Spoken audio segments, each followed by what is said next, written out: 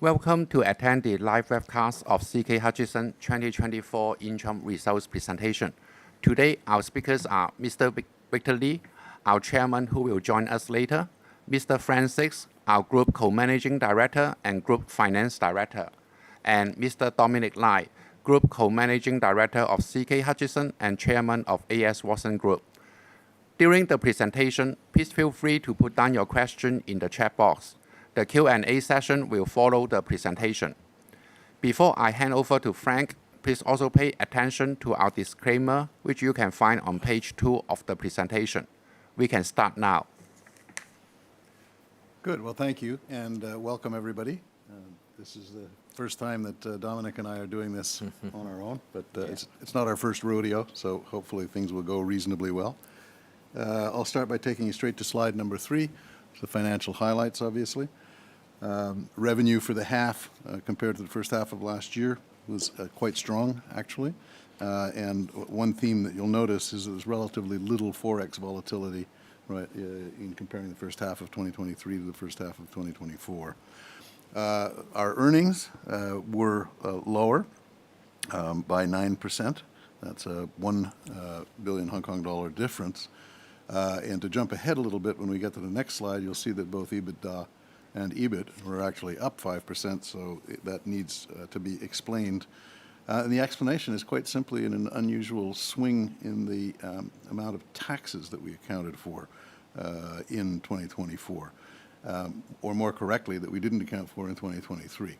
There's two elements to it. One is a cash tax element, which is because some of the treasury profits that made up the earnings in the first half of 2023 were not taxable, whereas more or less everything that made up the earnings in 2024, right, were taxable and in a number of relatively higher tax jurisdictions, so a higher effective tax rate on a cash tax basis. And then there was another anomaly in that we had set up a deferred tax asset in the first half last year, whereas this year we have a more normalized deferred tax liability profile going into our earnings. And so when you put all of that together, right, the tax swing was almost 2 billion Hong Kong dollars in and of itself, and that accounts for the discrepancy in the profile between net earnings, right, and EBITDA and EBIT. EPS obviously down by the same 9%, and the dividend per share driven by maintaining the same payout ratio as we did for the first half of 2023, so adjusting really just in accordance with the earnings decline to 0.688 Hong Kong dollars per share. If we go to the next slide, on slide 4, as I mentioned, EBITDA is up about 5%. That's by 2.3 billion Hong Kong dollars. EBIT is up by 5% as well, which is 1.4 billion Hong Kong dollars. And I've explained how you get from there down to the net earnings reduction of 9%. Operating free cash flow was $600 million lower, which is a relatively small amount for this size of company than in the first half of 2023. That's basically, we'll get to it on a detailed slide, but it's slightly higher EBITDA, CapEx slightly lower, but investments higher, including most importantly the investment in Phoenix Energy by CKI that came into the first half. Our net debt ratio is flat when compared to the first half of last year, but it is actually up year on year, and I will explain that as well when we get to the cash flow, operating cash flow and free cash flow slides a little bit later on. So going to slide 5, first of all, looking at EBITDA, there's some significant changes in the geographic breakdown this year, notably a reduction in the contributions from Hong Kong and the mainland, which will come as no surprise, I think, to anyone. And when we look at the mix between the businesses, right, our ports business and our telecoms businesses were up. Our infrastructure and finance and investment businesses and retail businesses were flat or marginally down. So if you go to the slide on the right, you'll see that pretty well everything, right, was flat. Right, ports were well up. CKH Group Telecom was well up. Everything else was line ball, except for finance and investments and others, right? And that was basically driven by lower trading profits. So we didn't have the same trading profits as we did in the first half of last year in Treasury. And, of course, we include in finance and investment and in others our share of HUTCHMED. And, of course, HUTCHMED last year had a very large net incoming from upfront payments, licensing payments received when they did a transaction with Takeda, right, to basically appoint Takeda to sell and manage some of their oncology drugs in the rest of the world outside of Hong Kong and the mainland. So that's pretty well the explanation for EBITDA. If we then drill down one level further on slide 6 to operating free cash flow, right? Again, there you'll see that the contribution profile has increased for ports, increased for telecoms, right, and reduced, right, for the other operations. If you go to the diagram on the right, which basically splits that operating free cash flow performance out by division, right, ports, first of all, in terms of the incoming side, so that's the EBITDA of ports' direct subsidiaries, right, and the dividends which it receives from associates and joint ventures, was about 18% higher. And its CapEx was about 50% of what it was last year, so significantly lower. And you put all of that together, operating free cash flow contribution was up by almost 1.9 billion Hong Kong dollars. Retail's operating free cash flow profile was down by about $1 billion. That's a slight reduction, right, in cash in, married up with a slightly higher spending profile, and Dominic will spend a lot of time explaining what's going on, right, with the retail division a little bit later on. Infra, right, from a operating free cash flow point of view, was slightly down year on year, even though earnings were up, which we'll get to on the infrastructure slides. CKH Group Telecom was significantly up, and that's basically because the cash coming in was up 17%. Right? CapEx was lower, and but having said all of that, it's still, as you can see from the shape of the bars, by far our most capital-intensive sector. But nevertheless, the improvement in operating free cash flow from CKH Group Telecom was 1.8 billion Hong Kong dollars. And then lastly, finance and investments, which I've already referred to, operating free cash flow was down $1.4 billion compared to the first half of last year, and that was essentially due to the shortfall in trading profits, half on half, and the Takeda upfront payments that I just referred to earlier on. Now, if we go one slide further and drill down a little bit more onto slide 7, right, our free cash flow, right, was actually up year on year at 8.9 billion, so that's up 17%. If we go through the pieces of the puzzle on the left, right, we'll go through the absolute amounts on the left-hand side, and then we'll go through the corresponding half on half, first half 23 to first half 24 comparisons on the right-hand side bar chart at the same time. So if we look at interest and taxes, we've already talked about taxes. The actual first half cash flow impact was about $500 million for taxes, and interest in cash terms in the first half were up by 883 million Hong Kong dollars. So that's the increase that you're looking at on the right-hand side of roughly 1.4 billion. Having said that, operating free cash flow includes, right, the interest income, and that was up by about $500 million. So net, the changes in the rates environment, right, really cost us relatively little in terms of the net interest burden, right, as a whole. If we then look at the second item, which is working capital changes, at a negative 5.3 billion and a year-on-year swing, right, of a positive, right, 1.7 billion. The reason for the positive is entirely because in the first half of 2023, we made a very large VAT payment relating to the Cellnex Tower transactions of the year before that. That was about $4 billion, So that's the reason why the year-on-year looks favorable. Actually, if you look past that, right, at the working capital changes in the businesses and in the operations, I think it's fair to say it was a little bit more stressful for retail. It was a little bit more stressful, right, for infrastructure.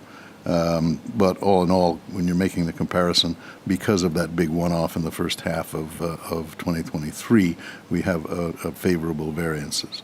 When you look at telecom licenses, which are not included in the operating free cash flow calculation, right, there was a significant swing there again, $949 million. So basically spent nothing on telecoms licenses in the first half of this year, and we spent roughly $1 billion in telecoms licenses in the first half of last year. So that's the swing there.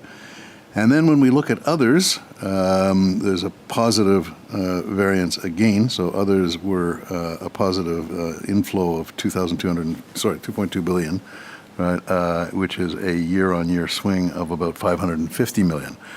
Now, I have to caveat that number because you'll get to the next page and you'll see that, strangely enough, net debt doesn't get reduced, right, by what you would expect it to be reduced by, just looking at the free cash flow profile. And the reason for that is that we sold a fair number of shares, actually Cellnex shares, right, during the first half. That accounted for about 3 billion of Hong Kong dollars worth of the cash flow inflow. And that obviously comes into free cash flow because you're selling securities and you're getting cash. When you look at net debt, right, the net number includes cash and marketable securities. So actually the net debt, right, doesn't change, even though the free cash flow impact, right, is, shares have been converted into cash, so you've got the cash.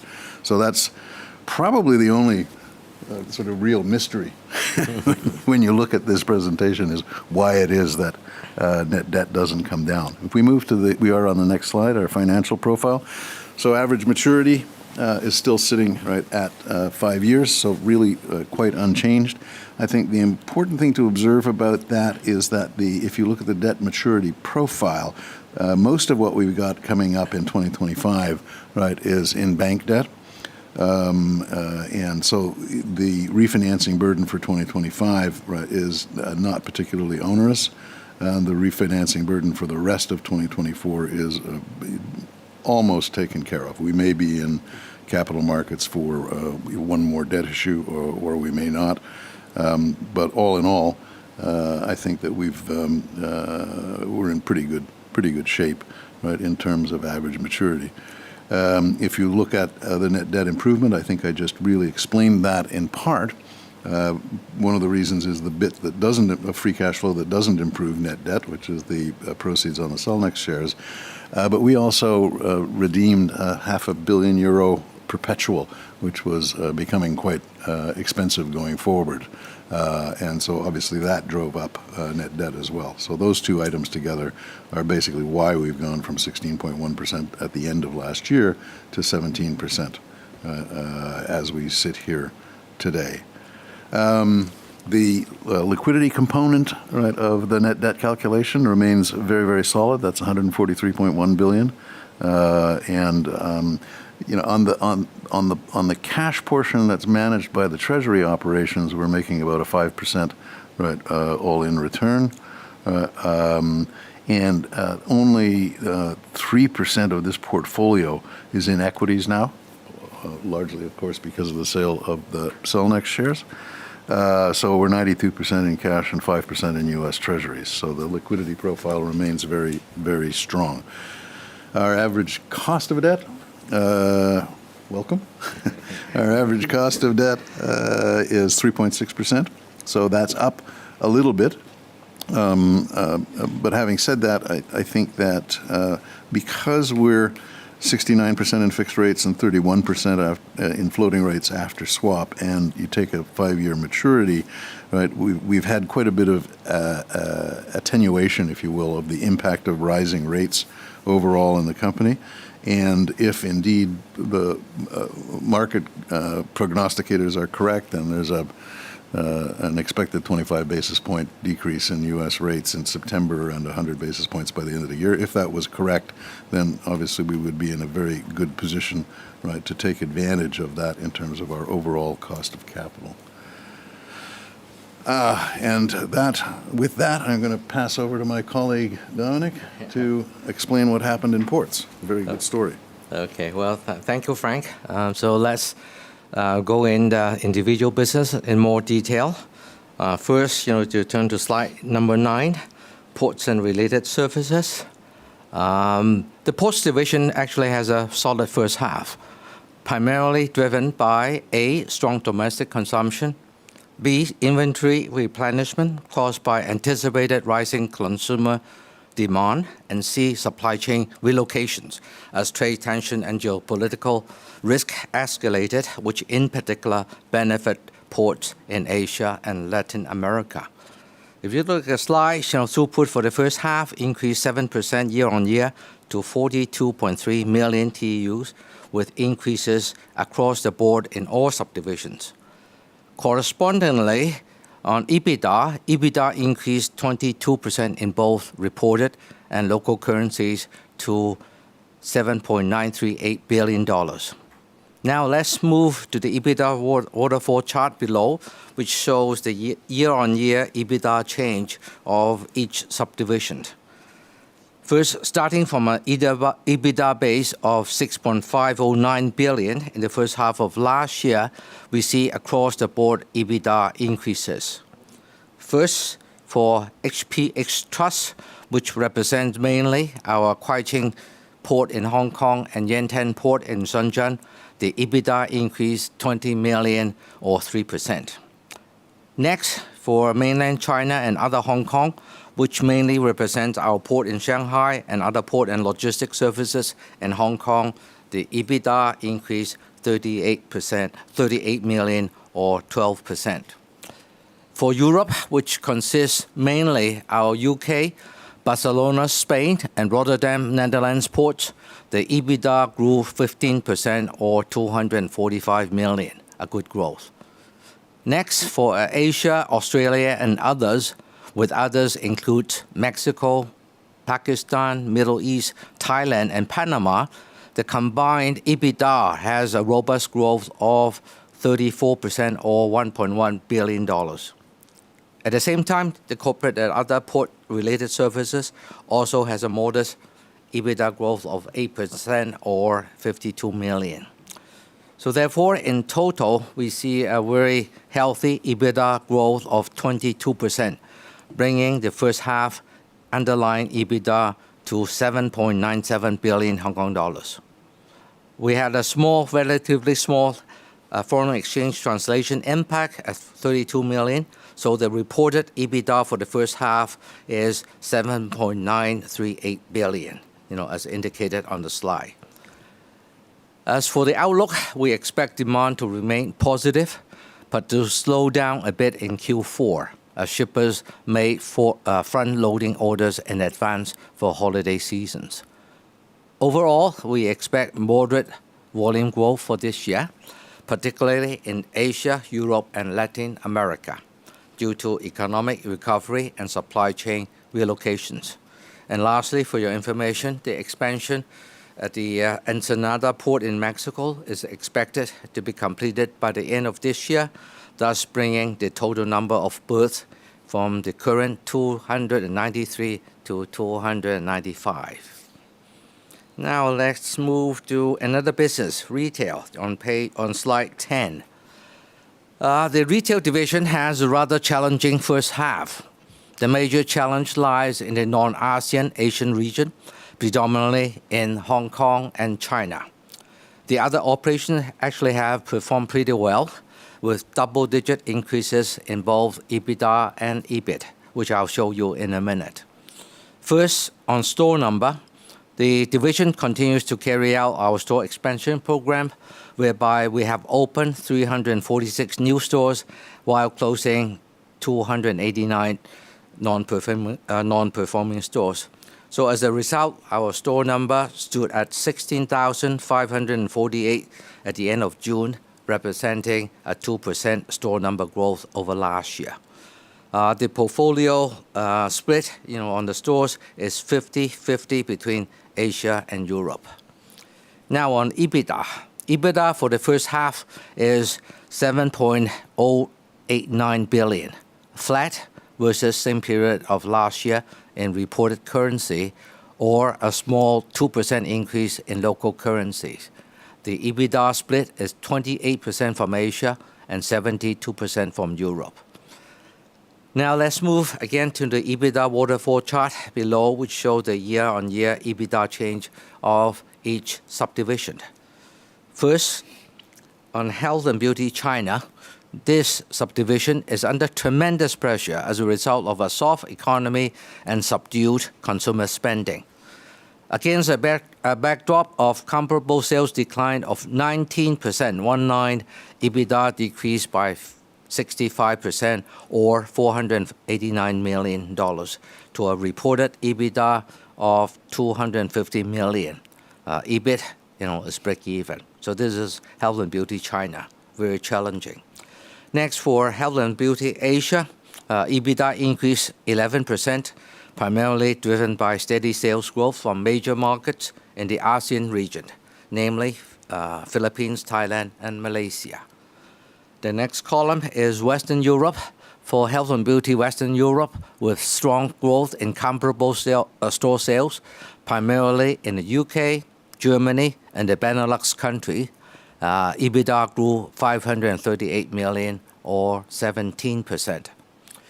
For Health and Beauty Eastern Europe, we saw good trading performance in Rossmann, Poland, as well as the Drogas business in Latvia, which together more than offset the drop in Ukraine, resulting in a net EBITDA increase of $156 million or 14%. So in summary, and for our health and beauty businesses, which accounts for 88% of the retail division's revenue, in the first half, the total EBITDA has reported a decent 6% growth in local currencies over the same period of last year. Lastly, when you see the slide, for other retail, which mainly comprises our supermarket and electrical retail business in Hong Kong, as well as our manufacturing division, the combined EBITDA registered a decrease of $273 million. The decrease is predominantly in the Hong Kong supermarket business, whereby many Hong Kong consumers do their grocery shopping across the border in Shenzhen over the weekends, especially when they travel there for leisure.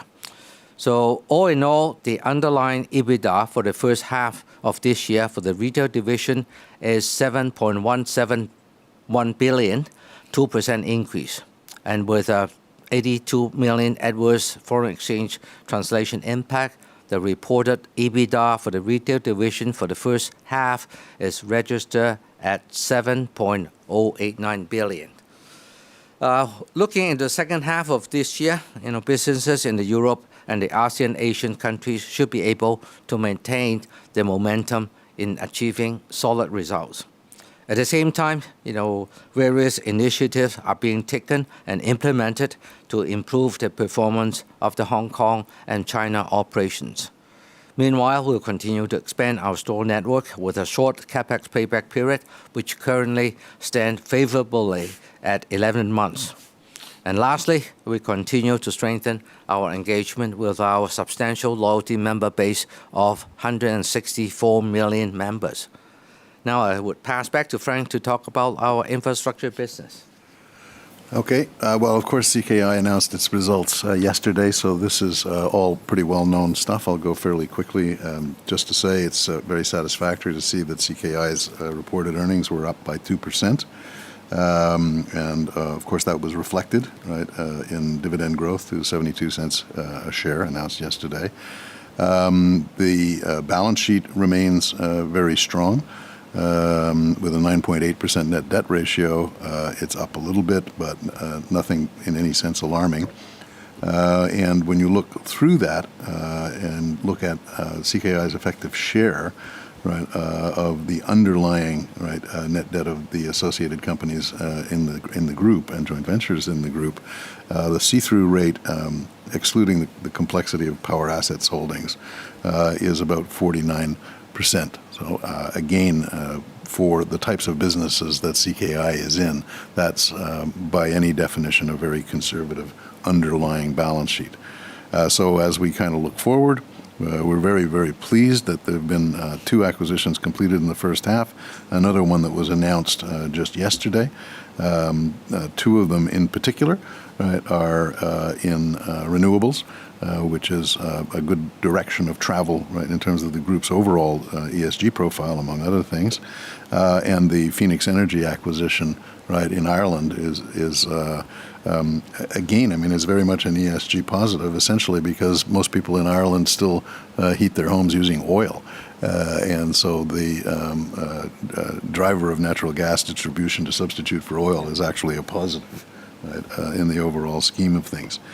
In terms of outlook, obviously we expect a pretty steady-looking second half. We'll start to get, hopefully, some contributions from the new acquisitions, and the company is in an excellent position to continue to look at new acquisitions. Moving on to slide 12, right, and our telecoms business. This is looking first just at the Three Group in Europe. Really a good direction of travel and very good to see, with revenue up by 1.2 billion, which is 3%, right, and EBITDA up by 800 million, which is 8%.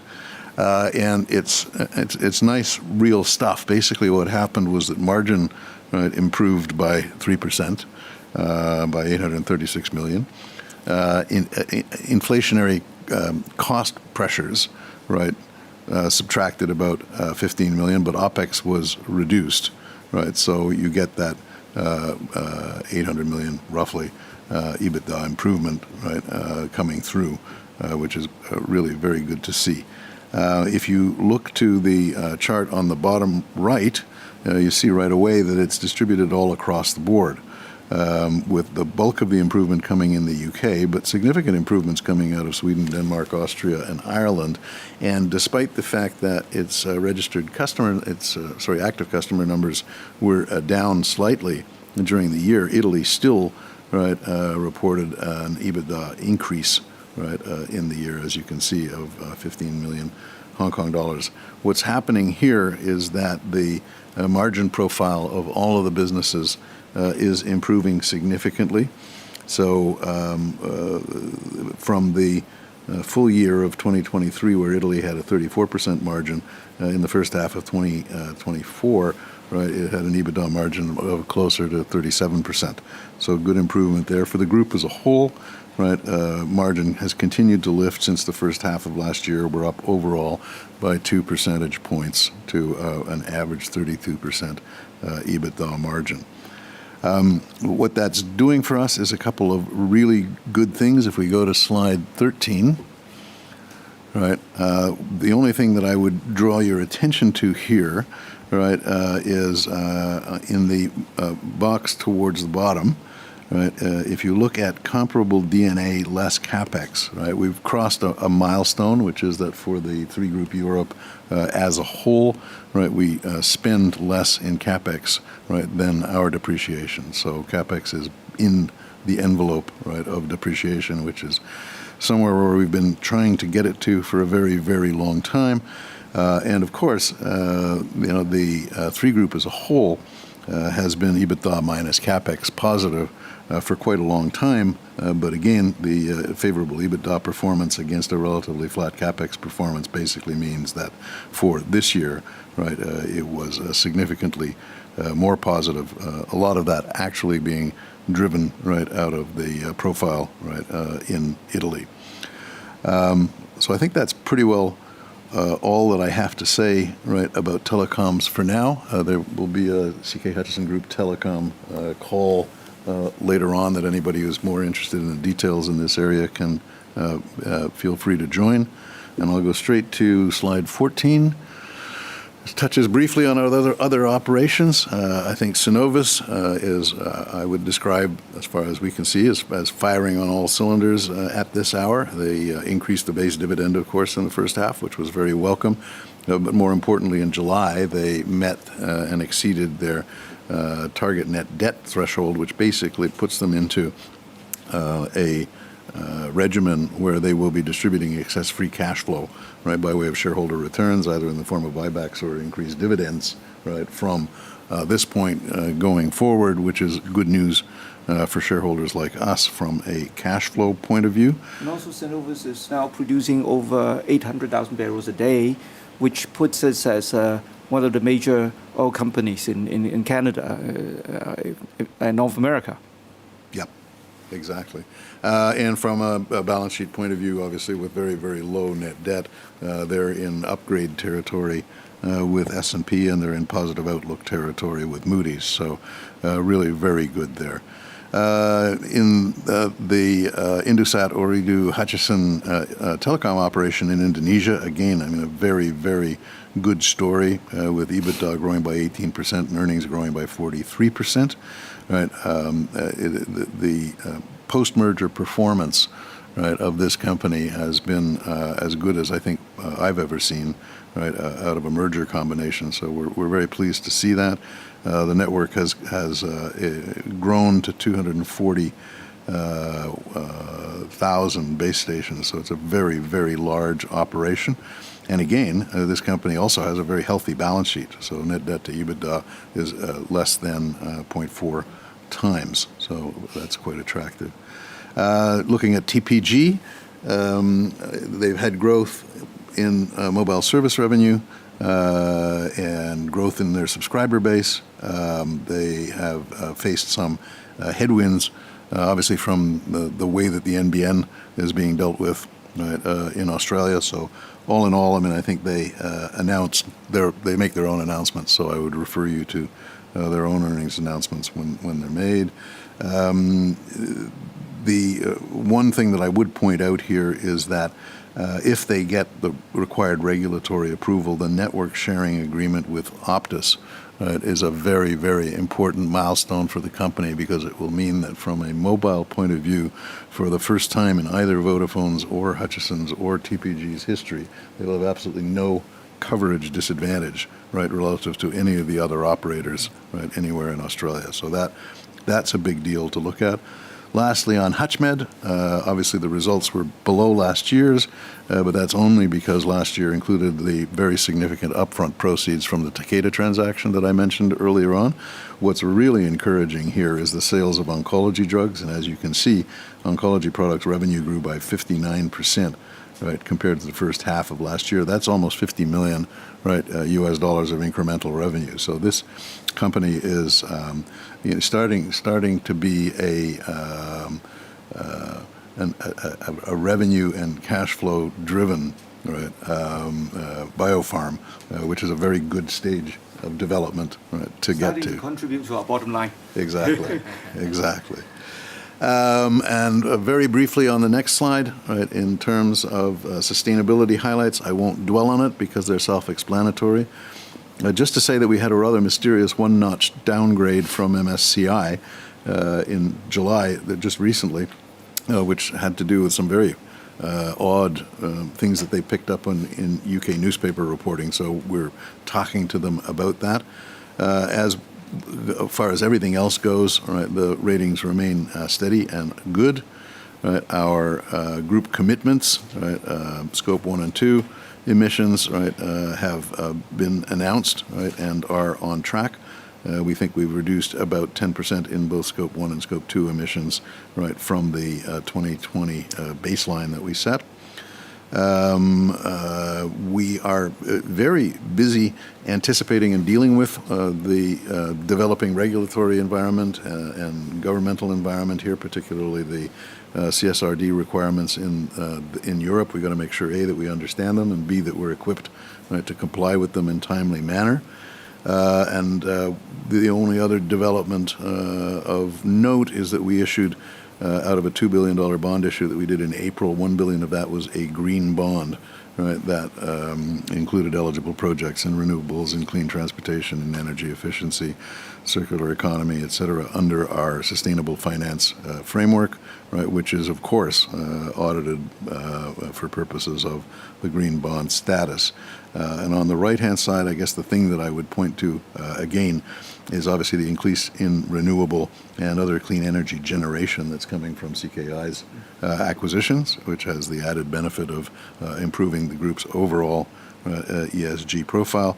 And then some very, very interesting stuff, which we may talk about a bit more in the CKH Group Telecoms meetings or briefings, and that's in energy efficient.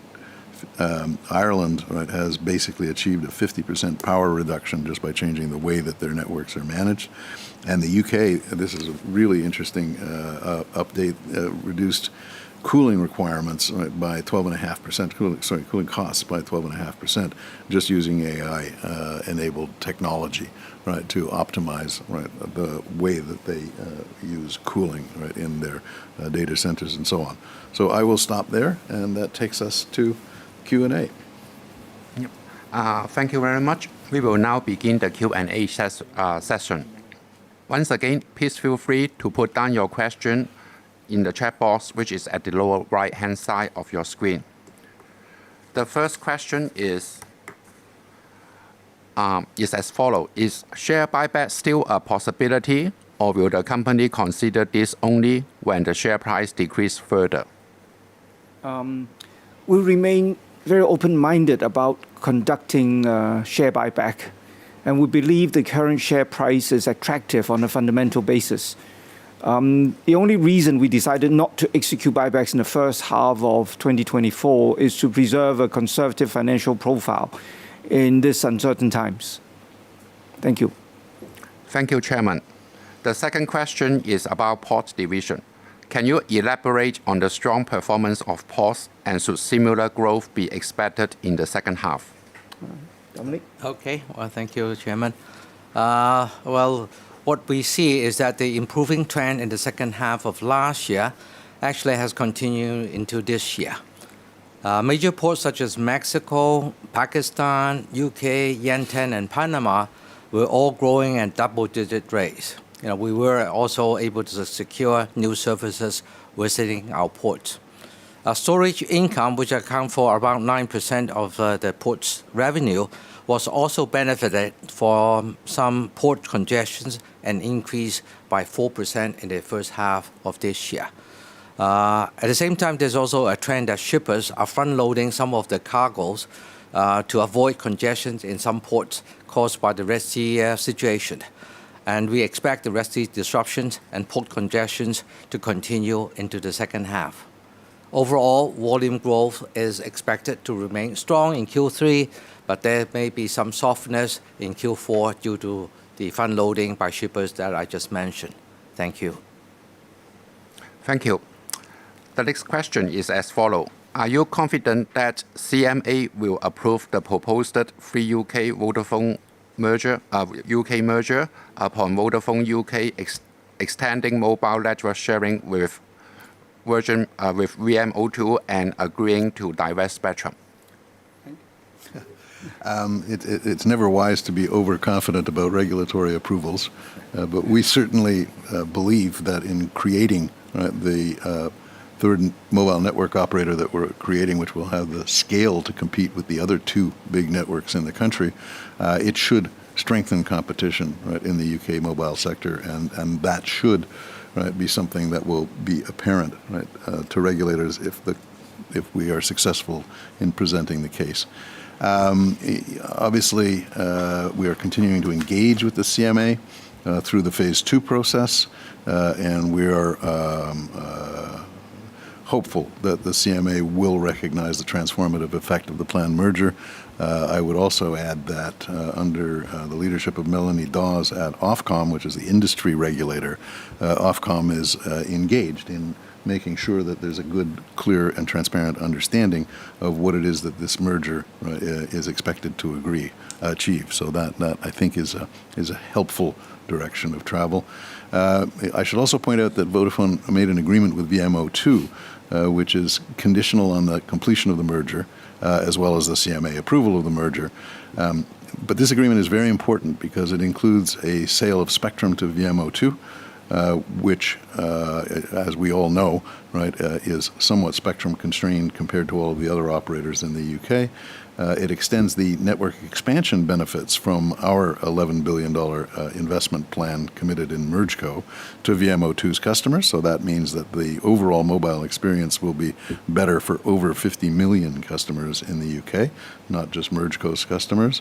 And of course, it improves the balance of spectrum holdings between all of the UK mobile operators.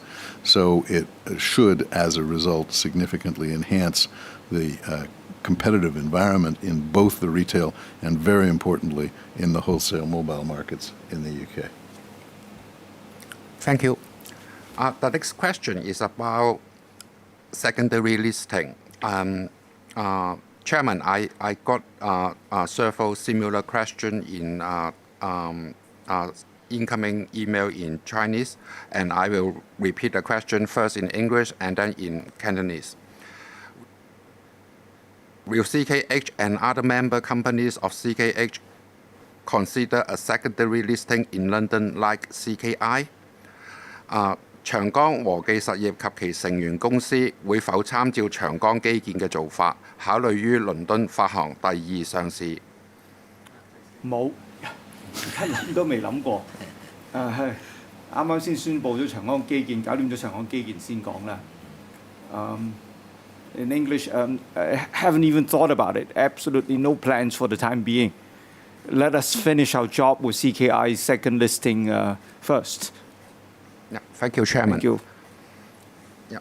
The next question. Congratulations on CKI acquiring 3 projects this year. Will CKI continue to look for acquisition opportunities coming up? We're very happy with CKI's recent acquisitions. They are all of good double-digit returns, probably even higher than projects acquired in earlier years. The CKI has now grown in scale rapidly.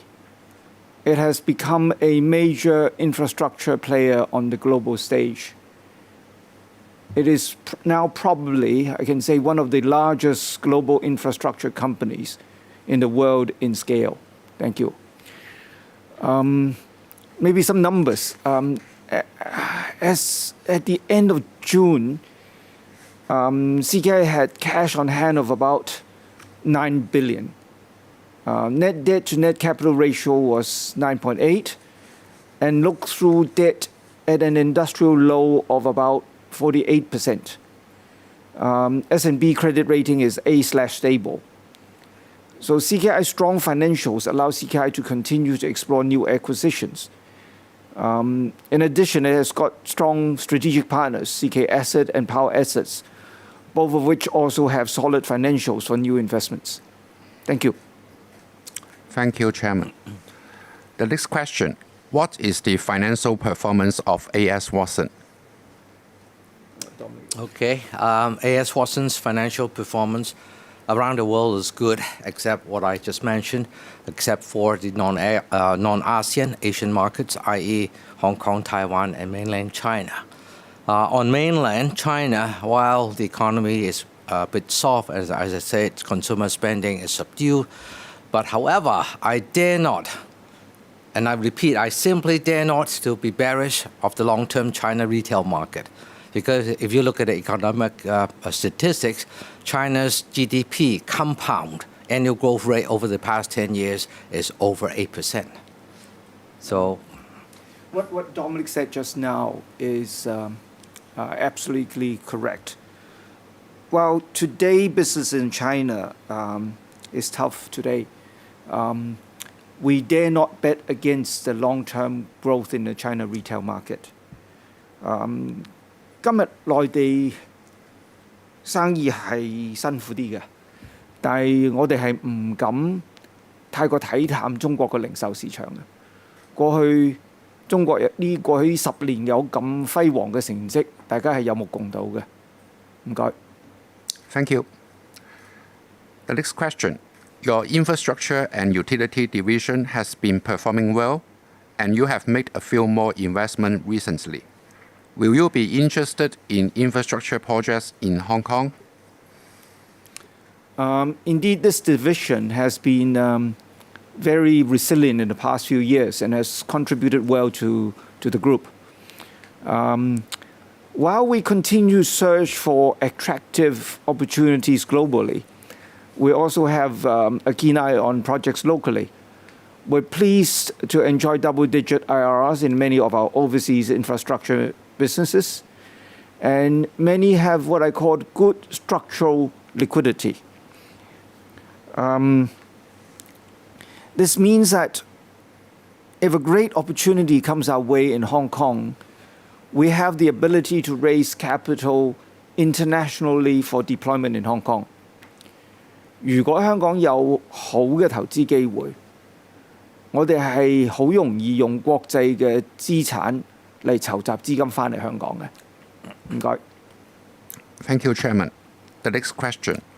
What is the outlook of the group's health and beauty sales in Europe and Asia in the second half? Okay, well, let me first comment on Asia. Comparable store sales growth in Asia, including ASEAN and non-ASEAN markets, was merely 0.3%, primarily due to strong growth in the ASEAN markets of 7.3%, partly offset by negative growth in the non-ASEAN market of 5.9%. So positive 7.3% and then negative 5.9% in the non-ASEAN markets.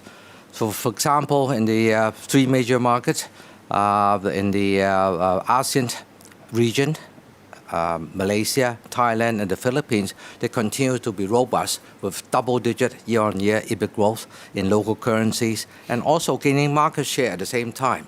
So these positive sales trends are expected to continue in the second half, with ASEAN markets continuing to offset any softness in non-ASEAN markets.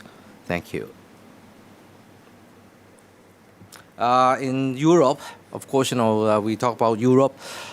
Comparable sales growth in Europe remained high at 6.6% in the first half, which is pretty decent.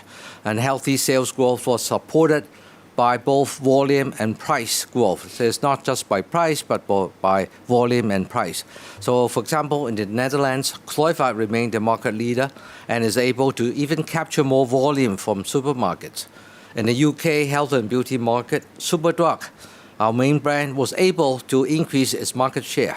So lastly, our associate company, Rossmann, they are expanding its store network in Poland, which will underpin solid growth in the second half. So all in all, we're confident that health and beauty as a whole will maintain solid earning growth in the second half.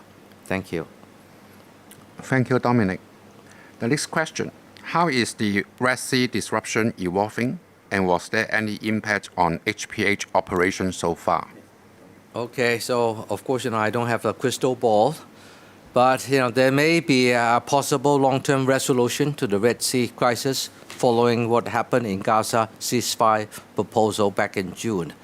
However, in the industry, shipping lines may need more time to rearrange schedules and networks, and for operation to return to normal even after the Suez Canal resumed transit. So the Red Sea disruption will continue, in our views, into the second half of this year.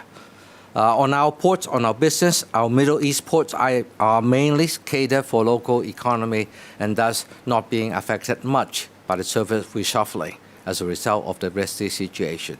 On the contrary, our terminals in Barcelona, Spain, Sohar, and Bahamas actually have gained ad hoc transshipment volume as a result of this service rerouting.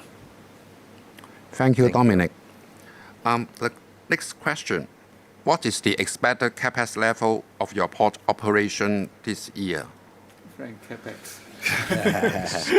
It will, as you saw in the first half, obviously, Ports CapEx was about half of what it was in the first half of last year. So it will definitely be lower in 2023, and the main reason for that is that we've completed the major expansion project, which is the container terminal at Abu Qir in Egypt. I think the division runs very, very tight spending controls on capital investments, on projects, on new investments. We are continuing to invest in the second half, so the second half will be a bit more capex intensive than the first half was, but that's because we're completing the second berth at Ensenada in Mexico.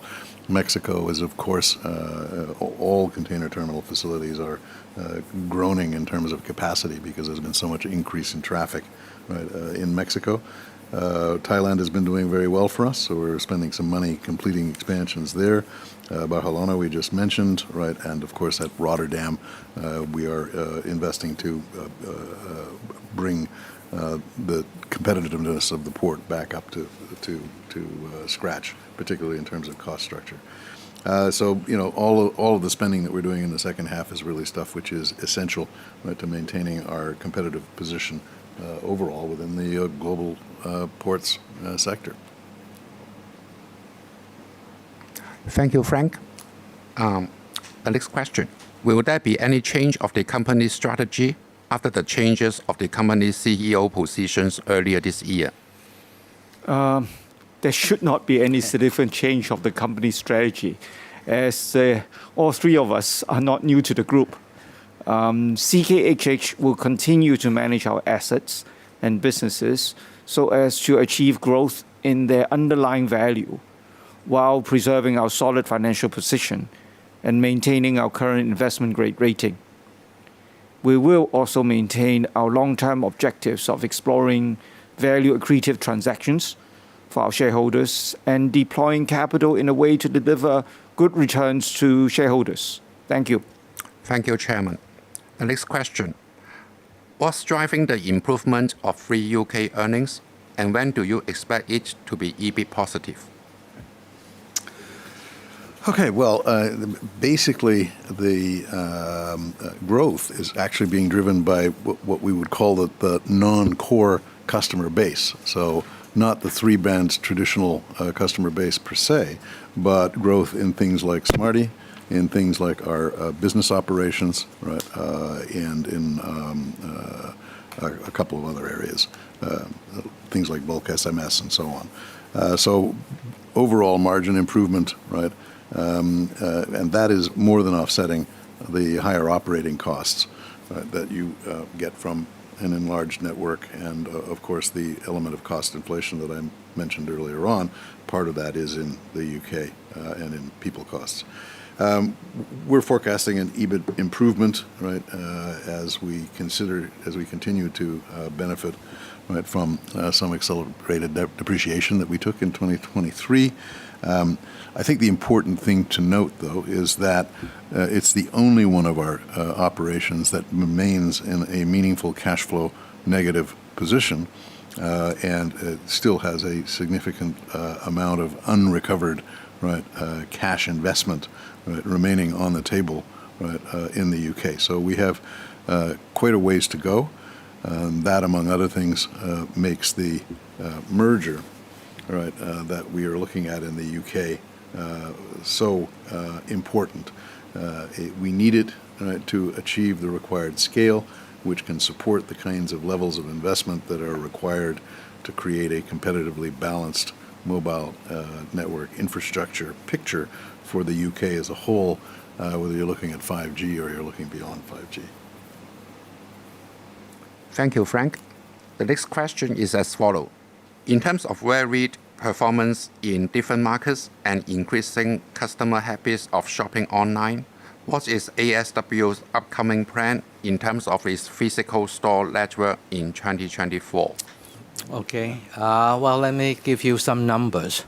A.S. Watson, we opened 346 stores in first half, as I mentioned, and we closed some with net addition of 57, a mild 2% growth in total number of stores comparing to last year. In this new openings, 36% were in Europe and 23% were in ASEAN Asia, as I mentioned, which is doing quite well. While we pursue our sales growth in both online and offline channels as a part of the O+O strategy, our growth store opening this year in the second half is expected to be higher than the first half, with total of around 1,100 for this year, higher than what we did last year of 878 stores. 59% of the gross opening for this year will be in Europe and ASEAN Asia, where trading momentum continues strongly, while 28% will be in China's lower tier cities and for store relocations, with overall China store network size remain the same, similar to last year. Currently, we have around 3,700 stores in China. So as we just spoken, China, due to soft consumer sentiment and with relatively large proportion of our sales coming from online. In fact, over 50% of the sales is from online. So our focus will be more on short payback and profitability on the physical stores open instead of just chasing after the numbers. And we look at the payback. We look at which city that we want to grow. So right now, it's more on the lower tier cities for better return and quicker payback. Thank you. Thank you, Dominic. The next question is as follows. Can you elaborate on the performance of WinTrade in the first half, given it is the only free-group European operation without year-on-year EBITDA growth? What is its prospect after the completion of the merger between Vodafone and Fastweb? Okay. Yes, thanks, Chairman. Look, its EBITDA was stable against the same period last year. That was primarily driven by sound cost control measures and some significant growth in what we call the beyond the core revenue streams, so the non-traditional revenue streams, which include things like cybersecurity products, insurance products, energy products, and that all but offset a very moderate 1% decline in net customer service margin. That decline was due to churn, and that is quite simply due to the continued aggressive pricing by our friends at Iliad in the lower value end of the Italian consumer market. In terms of the Vodafone Fastweb merger, all in all, our thinking is that it probably benefits the sector as a whole. The merged entity will probably adopt a more rational approach on pricing, certainly than Fastweb was as a standalone MVNO. And so with WinTrade's customer base being more consumer-focused, we would expect the impact of the merger would be slightly positive for WinTrade in the midterm. And again, aided by continuing growth in those new beyond the core non-traditional telecom margin sources. Yeah. Thank you, Frank. We still have two more questions. The next one is about telecom division. What is the CapEx outlook of the telecom division in 2024? So CapEx will be pretty similar to what it was for 2023 as a whole, probably a little bit lower. I covered some of that in the slides on telecoms, and again, we'll be going into more detail in the CKH Group Telecoms announcement presentation later on today. Basically, we will continue to manage CapEx and cash flow to keep a strong financial profile. As I said, CKH Group Telecom is very solidly EBITDA minus CapEx positive, and it's going to stay that way.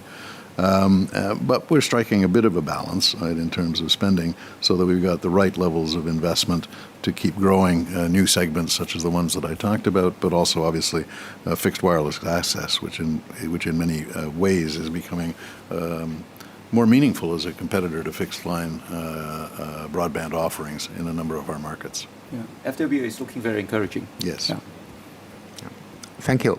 The last question is about ESG. What are your thoughts about future developments in sustainability disclosure, and how did you manage the impacts to your business? The whole area of sustainability and ESG disclosure is continuing to receive an increasing level of attention.